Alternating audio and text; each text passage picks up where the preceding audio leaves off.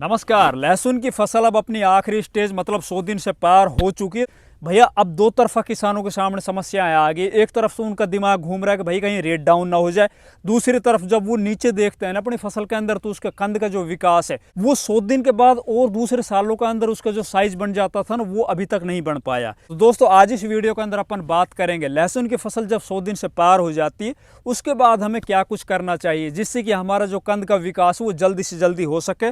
और साथ ही अब जैसे जैसे दिन का टेम्परेचर बढ़ता चला जाएगा, लहसुन किसानों के सामने जो आने वाली सबसे बड़ी समस्या थ्रिप्स है उसको अपन समय रहते किस तरह से कंट्रोल करें। तो नमस्कार, मैं इंद्रपाल और आप देख रहे हैं देश का सबसे विश्वसनीय फार्मिंग यूट्यूब चैनल देश की जान हमारे किसान। अभी तक जिन किसान भाइयों ने इस चैनल को सब्सक्राइब नहीं किया प्लीज चैनल सब्सक्राइब कर लीजिए, वीडियो को लाइक और ज्यादा से ज्यादा दूसरे किसान भाइयों तक भी शेयर कीजिए। तो चलिए सबसे पहले अपन बात करते हैं भैया लहसुन फसल के कंद को मोटा करने के अंदर कौन से फैक्टर काम करते हैं। तो भैया देखिए लहसुन फसल के अंदर 3 स्टेज आती है। पहली स्टेज होती है लहसुन की बुआई से और अगले 60 दिन तक।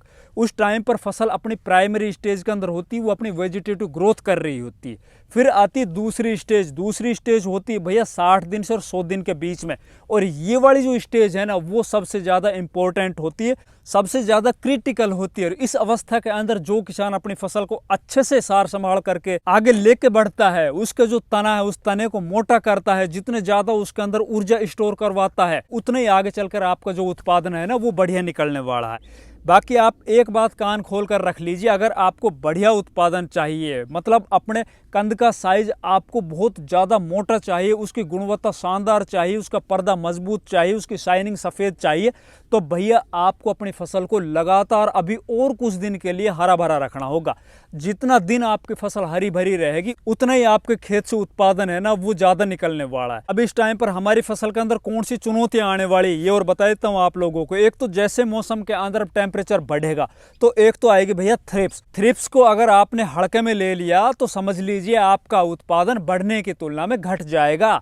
इसको बिल्कुल भी आपको हड़के में नहीं लेना है, इसको आपको शुरुआत में कंट्रोल करके चलना है। चाहे आपके खेत में थ्रिप्स आओ या ना हो, आपको एक शेड्यूल के अंदर स्प्रे करते रहना। स्प्रे बताऊंगा अभी मैं आपको कौन सी स्प्रे करनी है अपन को। दूसरी जो समस्या किसानों के सामने इस टाइम पर आएगी भैया वो आएगी झुलसे की। अगर आपकी फसल इस टाइम पर जब आपकी फसल 100 दिन से पार हो चुकी है, इस टाइम पर जब आप अपनी फसल को देख रहे हो आपको ये लग रहा है कि भैया मेरी फसल तो बहुत बढ़िया है, बहुत ताकतवर दिखाई दे रही है, अब की बार तो यार उत्पादन बहुत शानदार निकलने वाला है, और इसी टाइम पर अगर आपकी फसल के अंदर झुलसा जैसी बीमारी आ गई, जो भी आपने उत्पादन सोच रखा है ना उससे बिल्कुल जस्ट आधा हो जाएगा। झुलसा इतनी खतरनाक बीमारी है। अब हमें अपनी फसल को थ्रिप्स और झुलसे से बचाना। अब इन दोनों को बचाने के लिए मैं पहले बताता हूँ आप लोगों को इनके अंदर कौन सी स्प्रे करनी है, फिर इसके बाद मैं बताऊंगा भैया आपको एक वो स्प्रे जिससे आपका कंद का जो विकास है ना मात्र 10 दिन में अभी जो कंद अभी इस टाइम पर बन रहा है उससे दुगुना हो जाएगा एकदम। तो पहले अपन बात कर लेते हैं इंसेक्टिसाइड और फंजीसाइड, मतलब अपन को झुलसा और थ्रिप्स से बचाने के लिए कौन सी स्प्रे करनी। तो भैया देखिए थ्रिप्स के अंदर अगर आपकी फसल में इस टाइम पर इतनी ज़्यादा थ्रिप्स दिखाई नहीं दे रही है या बिल्कुल भी आपको ऐसा नहीं लग रहा है कि भैया हमारे तो खेत में थ्रिप्स है ही नहीं, तो उसमें इस टाइम पर आप एक तो एसीफेट और इमिडाक्लोरोपिड का जो कॉम्बिनेशन आता है ना, या तो एसिटामिप्रिड ले लीजिए या फिर आपको यूपीएल का जो लांसर गोल्ड आता है उसके अंदर भी एसीफेट और इमिडाक्लोरोपिड दोनों कॉम्बिनेशन होता है। इसके साथ आप लैम्बडा साइलोथिन 4.9% के अंदर उनको ले लीजिए। इन दोनों को मिला के मिक्स करके स्प्रे कर दीजिए तो आपको प्रिवेंटिव में थ्रिप्स का कंट्रोल मिल जाएगा। अगर आपको ये लग रहा है कि भैया मैंने तो देखा है उसकी जब ऊपर से पत्तियां हटाते हैं तो गोब के अंदर हमें थ्रिप्स दिखाई दे रही, तो उस टाइम पर आपको बिल्कुल भी हल्के टेक्निकल के ऊपर नहीं जाना। फिर आप लीजिए थोड़ा ऊंचे टेक्निकल, जैसे कि भैया फिप्रोनिल और इमिडाक्लोरोपिड का जो 40% का कॉम्बिनेशन आता है, जैसे घरडा कंपनी का पोलिस है या बायर कंपनी का लेसेंट आता है उसको लीजिए। या फिर आप और तगड़े टेक्निकल पर भी चल सकते हो, चूंकि हमारी फसल के अंदर जो दिन बचे हुए हैं ना अब कुछ ज़्यादा तो है नहीं और थ्रिप्स का प्रकोप ज़्यादा हो गया, फिर बाद में थ्रिप्स है ना वो कंट्रोल होने वाली बिल्कुल भी नहीं है। फिर आप चाहे जो कुछ डालते रहो कुछ नहीं होगा। फिर आप हाईली टेक्निकल की तरफ जाते हो तो भैया डाउ कंपनी का ट्रेसर आता है वो यूज कर सकते हो अपने खेत में आप, या डेलीगेट आता है डाउ का ही वो स्प्रे कर सकते हो, बायर का स्प्रिंटर आता है वो स्प्रे कर सकते हो। देखिए ये तो हुए इंसेक्टिसाइड। अब इंसेक्टिसाइड मैंने आपको छोटे से और बड़े तक बता दिया, और वो भी अवस्था के अनुसार, जैसे आपकी फसल के अंदर जो भी बीमारी है थ्रिप्स से वैसे हिसाब से स्प्रे कर दीजिए।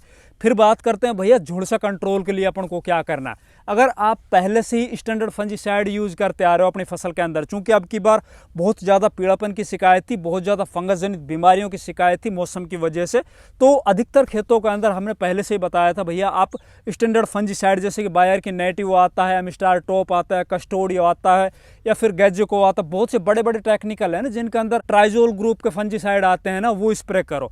तो अगर आपने इससे पहले जैसे कि आपने नेटिव किया तो आप एमिस्टार टॉप कर दीजिए, अगर आप पहले एमिस्टार टॉप कर चुके हो तो कस्टोडिया कर दीजिए। तो ये तो हुई भैया इंसेक्टिसाइड और फंजीसाइड की। अब स्प्रे करने से पहले ना मैं आपको एक बात और बता देता हूँ भैया, अक्सर किसानों को स्प्रे के बढ़िया रिजल्ट नहीं मिल पाते हैं। वो बढ़िया बढ़िया स्टैंडर्ड फंजीसाइड इंसेक्टिसाइड यूज तो कर लेता अपनी फसल के अंदर, लेकिन उनको पूरे रिजल्ट नहीं मिल पाते हैं। तो वो क्यों नहीं मिल पाते हैं? देखिए, अभी जब हमारी फसल 3rd स्टेज के अंदर पहुंच चुकी है, 100 दिन से पार हो चुकी है, तो जहां पे पहले हम 5 स्प्रेयर पंप बना रहे थे अपनी स्प्रे करते वक्त, अभी जब हमारी फसल बड़ी हो चुकी है, खेत के अंदर वो आपस में फंस चुकी है, सघन हो चुकी है, तो हमें जस्ट डबल पानी लेना है, जस्ट डबल जो इंसेक्टिसाइड की डोज थी वो ले लेनी है।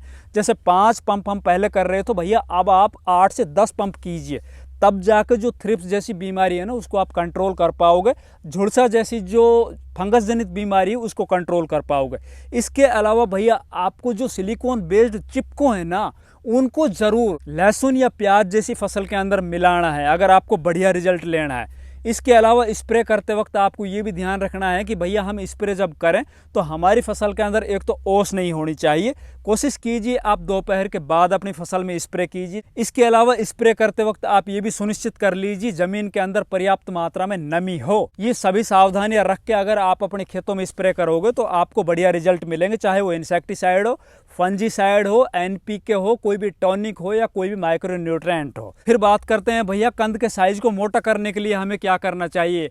हमें जो खाद देने वो नीचे से देने, ऊपर से फोलियर स्प्रे में देने। तो भैया देखिए, कंद वर्गीय फसल के अंदर जो कंद होता है ना, उसके साइज को इंक्रीज करने में, उसके साइज को मोटा करने के अंदर सबसे बड़ा योगदान होता है पोटास का। पोटास के साथ दूसरा योगदान होता है फॉस्फोरस का। अब अपन को फॉस्फोरस और पोटास अगर ये हम नीचे से देंगे डीएपी और पोटास के रूप में, तो भैया फसल हमारी 100 दिन से पार हो चुकी है, वो जब तक काम करेगी तब तक थोड़ा लेट हो चुका होगा। तो इस टाइम पर अपन को फोलियर स्प्रे लेनी है। अब की बार जब हमारी फसल के अंदर पीड़ापन वाली समस्या बहुत ज़्यादा थी और 100 दिन तक भी हमारी फसल की जो तना है वो अच्छे से मोटा नहीं हो पाया है और बीमारियों से हमारी फसल लगातार जूझी है, स्ट्रेस के अंदर रही है, तो भैया अब की बार विशेषकर इस मौसम के अंदर आपको एनपीके 05234 का ही स्प्रे करना है।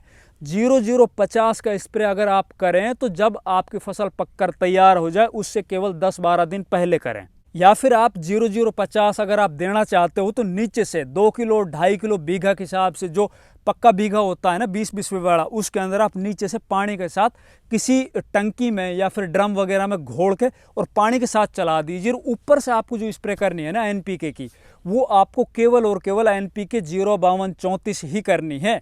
उसके अंदर फॉस्फोरस की पूर्ति हो जाएगी 52% और 34% पोटास की पूर्ति हो जाएगी। उससे हमारी फसल एक तो स्ट्रेस से बाहर आ जाएगी, दूसरा इस टाइम पर जो हम फोलियर स्प्रे कर रहे हैं ना, तो फोलियर स्प्रे का जो रिजल्ट है ना हमें वो बहुत जल्दी दिख जाते हैं तुलना में नीचे फेंके हुए खादों के।